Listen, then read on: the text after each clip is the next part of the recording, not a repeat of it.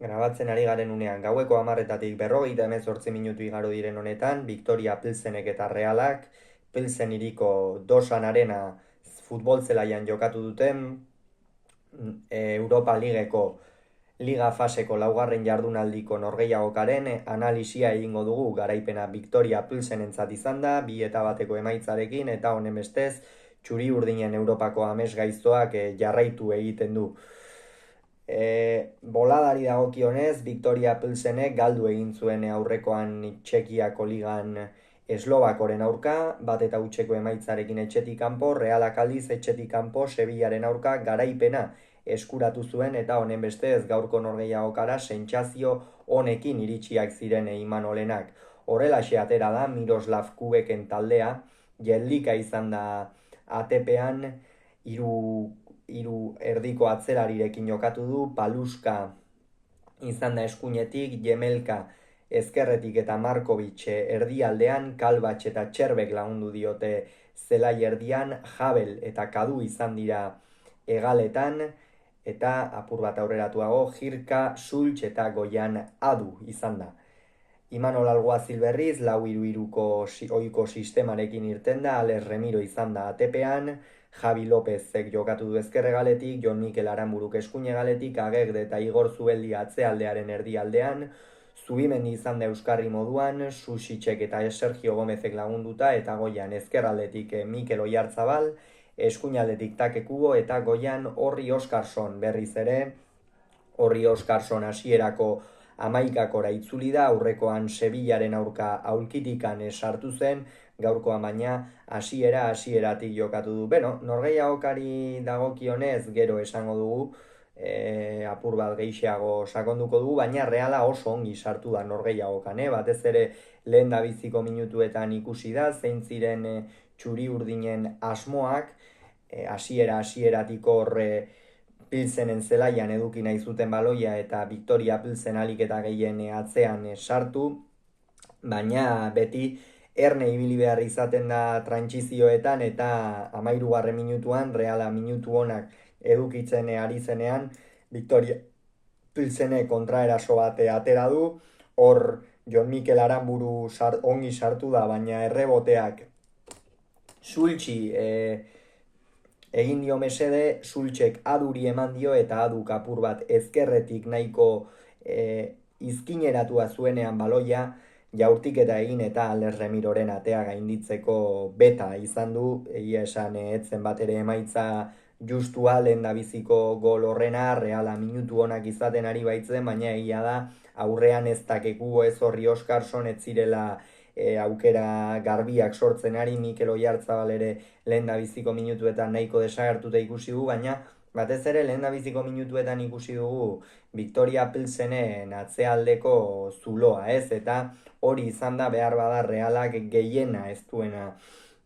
baliatu. Askotan horrelako norgehiagokak alakoetan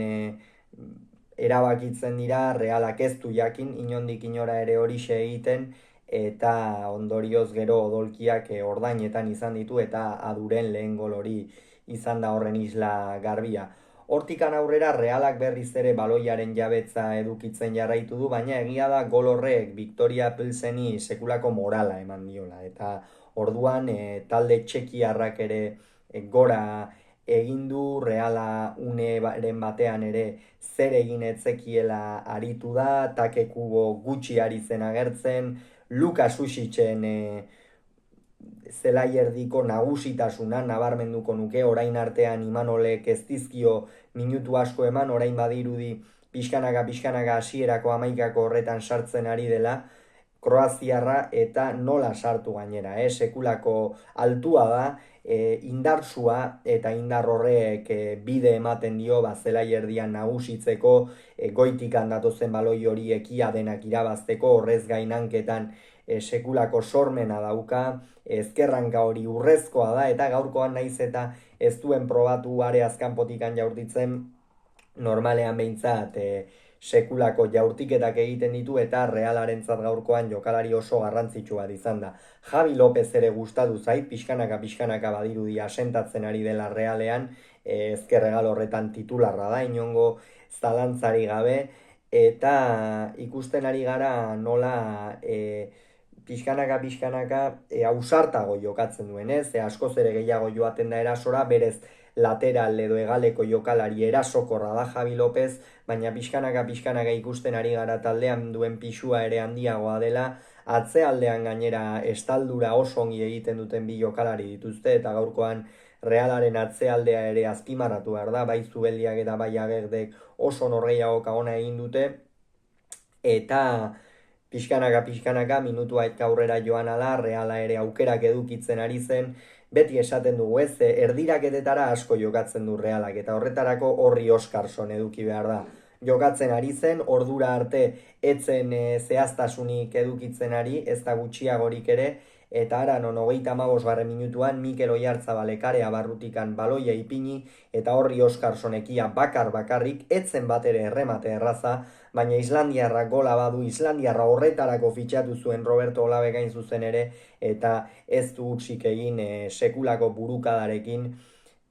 Txekiako atea zulatuz. 35. Minutua zen, berdinketa oso garrantzitsua Realarentzat, eta oso garrantzitsua izan da ere hurrengo minutuetarako, izan ere Realak jarraitu du gehiago izaten, Victoria Pilsen dominatzen, eta pixkanaka hortxe ari zen talde txuri urdina, atzean sartzen jada Victoria Pilsenen gasolina ere pixkanaka berazioan, Paluskak txartela ikusi du, eta gero egia da Realaren gol horren ostean Realari utzi diola apur bat baloia, Reala hor eroso ibili da, baina bat ere sormendik gabe eta aurrean arriskurik sortu gabe, esan dugu behin eta berriz Takekubo gaur ez duela bere eguna eduki inondik inora ere, saiatu da Japoniarra,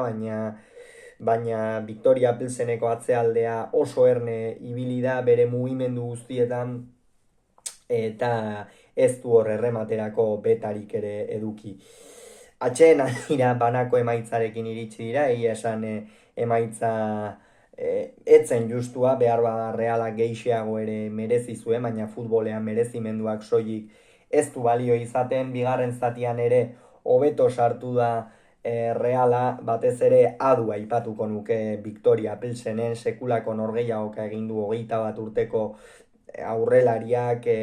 naiz eta ez altua izan potentzia handiko jokalaria da, ez dio ajola ze atzelarirekin borrokatzen den, beti hor sartzen du, horrez gain kalitate handia du, hanka azkarrak, eta Agerdi eta Zubeldiari burua uste bat baino gehiago eman dizkiote.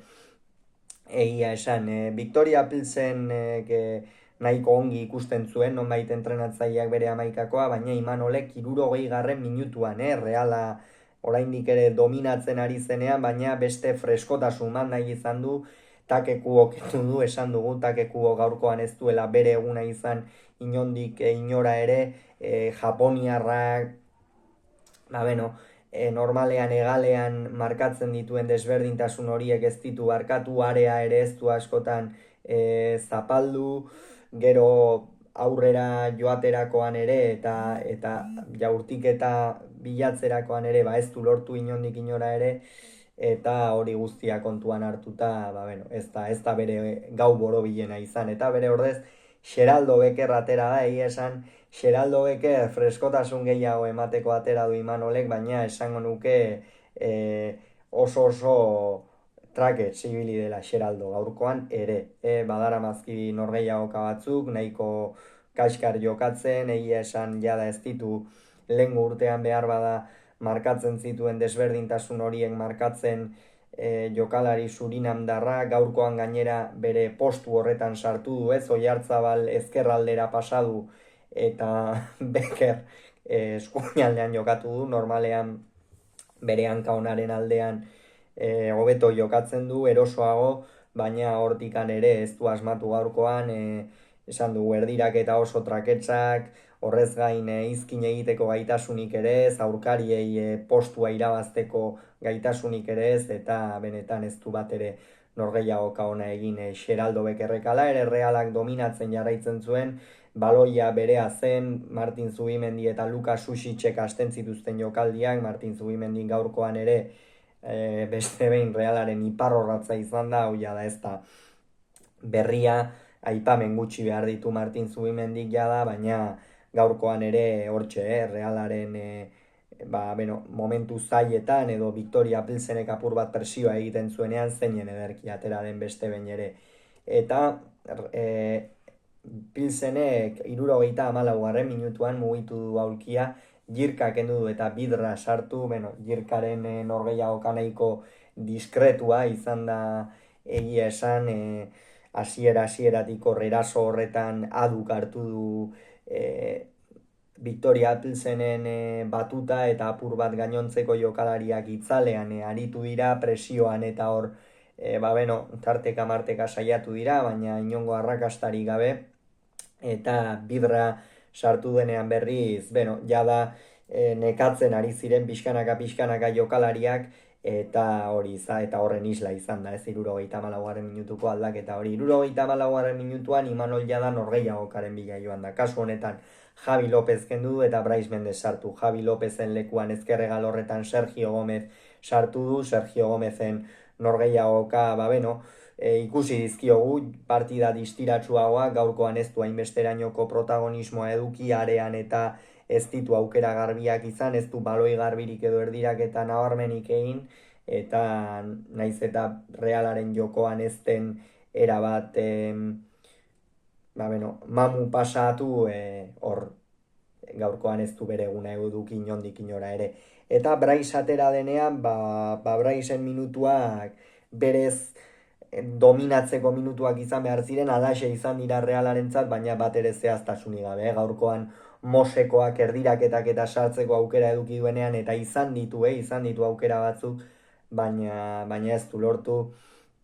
eta ondorioz, Mosekoaren sarrera ez da Realarentzat nahikoa izan.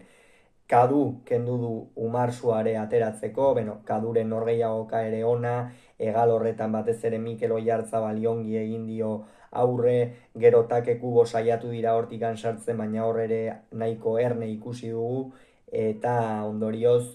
Victoria Pilsenek egal horretan emaitza defenditzeko edo beste jokalari freskoago bat sartu du, gerora protagonista izan dena zuzen ere.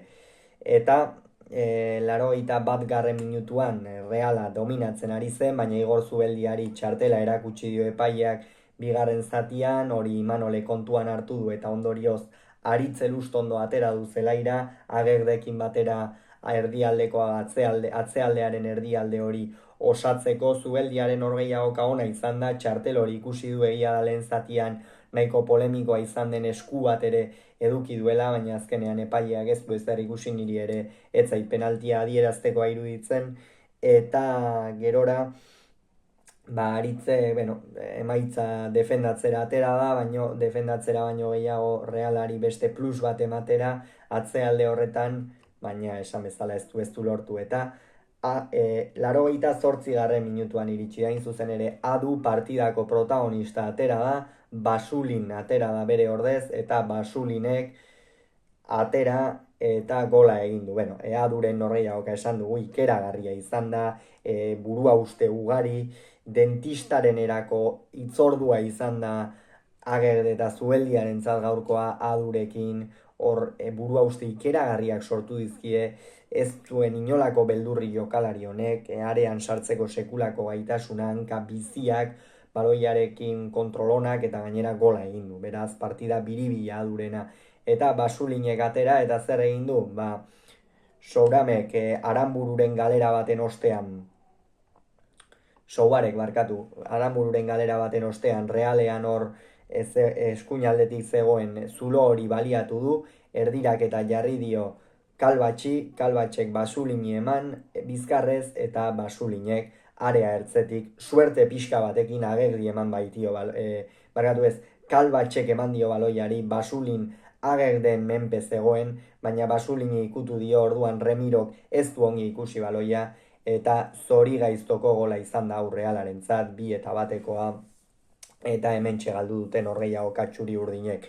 Egia esan gaurko norgehiagokan kritikatzeko gauza ugari daude, batez ere erasoan. Atzealdean ongi ibili da Reala, baina erasoan ez baldin baduzu asmatzen zaila da. Atzo ikusi genuen, Paris Saint-Germaini zer gertatu zitzaion, gaurkoan Realari berbera gertatu zaio, eta gaurkoa oso krudela da, batez ere Europako sailkapena zaildu egiten baitio, datozen norgehiagokak ez dira bat ere xamurrak, eta ikusiko dugu ea moralki nola eragiten dion honi Imanolen taldeak, baina burua berehala altxatu beharra daukate, igandean Bartzelona baitator Anoetara, eta partida hori ere ez da bat ere erraza izango esan bezala. Porrot krudela gaurkoa, futbola horrelakoxea da, asmatu egin behar da, Pilsenek bitan asmatu du, Realak behin, eta honen bestez garaipena Txekiarrentzat izan da, eta sailkapenean bitaldeak honelaxe geratu dira. Batetik, Victoria Pilsen une honetan 6 punturekin 16. postuan jarri da, Reala berriz une honetan lehen taldea litzake Europatik kanpo geratzen 4 punturekin. Hauxe beraz esan beharreko aurrengon gehiago izan duzu bitartean izan agur.